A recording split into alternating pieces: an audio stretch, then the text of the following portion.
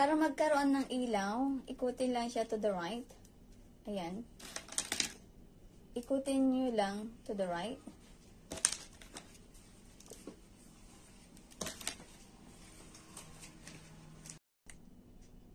Isang head at isang straw, yung kanyang pull. Ito yung head. Papasok mo lang yung ilaw. Ito. Tapos, ilalagay mo yung lid.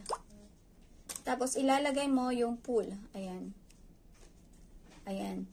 Pihitin mo siya to the right, mag-iilaw siya. Ayan. To the left is mag-off. What's inside the head is, yan. Ito yung ilaw.